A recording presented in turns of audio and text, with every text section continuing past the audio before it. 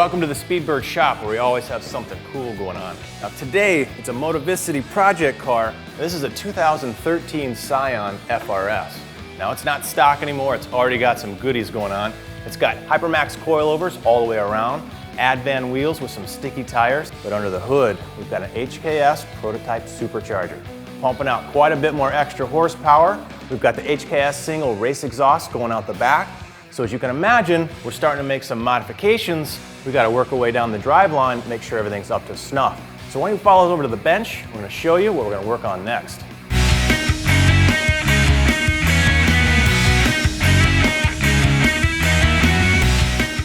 Check out the awesome lineup from Exedy for picking out a clutch. These guys are one of the biggest clutch suppliers in the world, so you're probably running around with one in your car and you might not even know it. Now we've got everything here from stock OE clutch all the way up to full race. Now if we had, say an OE car without modifications, we could go right here to the original. They know how to make a quality replacement clutch. But we're not about stock here. We're upgrading. We're about performance. So let's walk through the lineup here. Now this one is a stage 1. This is going to give you about 25% better torque capacity, so you're not going to slip over the OE. But it still has the organic compound on the clutch face.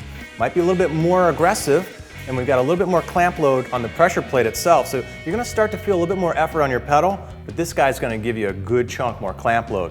Now let's walk up to the stage 2.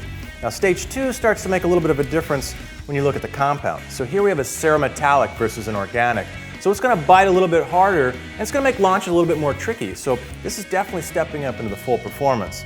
But between the clutch and the pressure plate, we get about 40% more clamp load. So that's a really nice way to go when you start doing the supercharger route. Now when you go full on, you're getting silly and you're really out there racing and running it hard, the twin disc and the Hyper Series is definitely the way to go. Real low inertia, spins up nice, saves the gearbox, full race setup, but since this is a supercharged car but still streetable, we're going to step back down to our stage 2. So this is the guy we're going to pick to put in our car. Now this is the Motivicity project car. We're going to hammer it hard, so let's get this in there so we can go have some fun.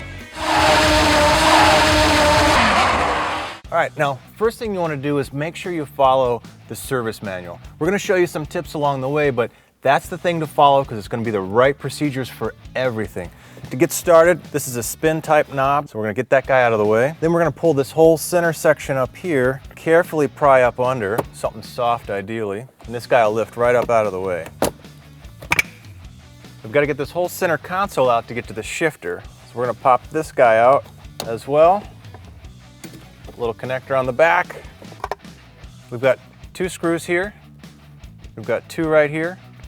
And underneath our cup holder, we've got 2 right down in the center section. After getting your 6 screws, this guy will slide right up and it'll unravel itself right from that shift boot and get out of the way.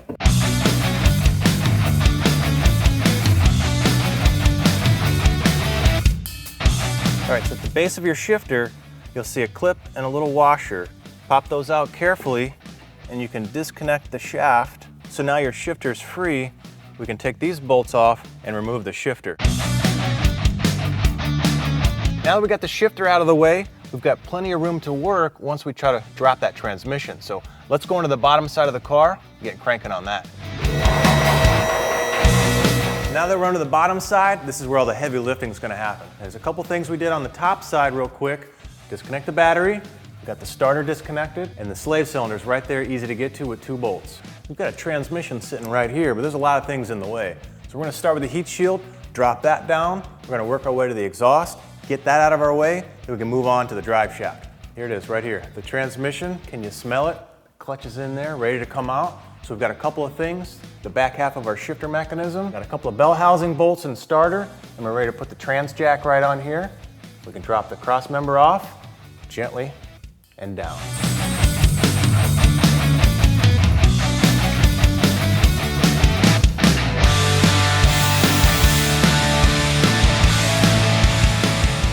All right, a little cleaning on the transmission side. This is the kind of debris we want to get out of there. So if we work over to the transmission, we've got a couple of clips here. Once those are off, the throw-out bearing can come off. Then we can pop off a little throw-out fork.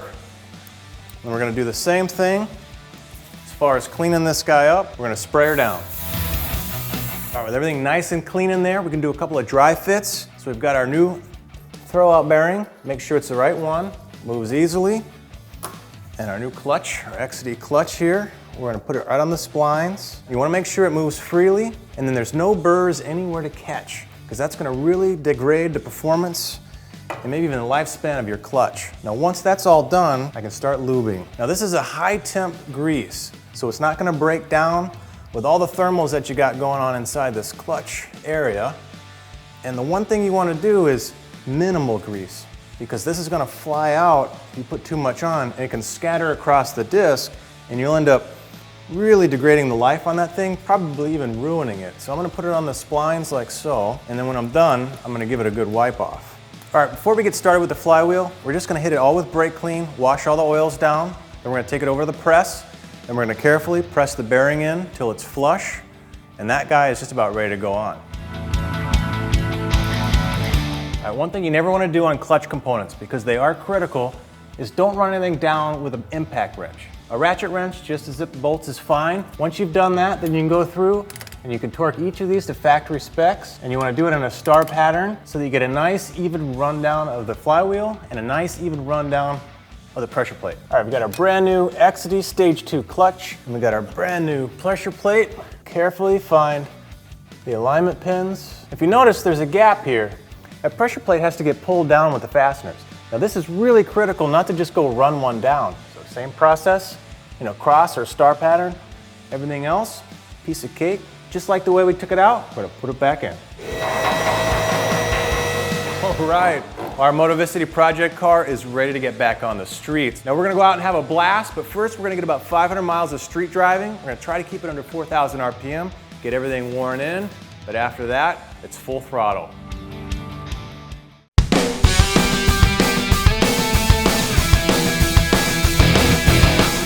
Man, the break-in seemed like it took forever.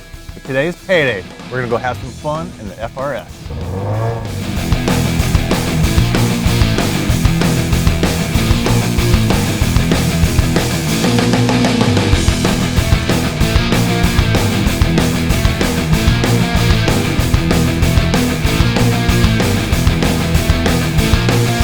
Man, that was a blast. What a great handling little car. You might want to pick one up for yourself. We're done here. We've had our fun.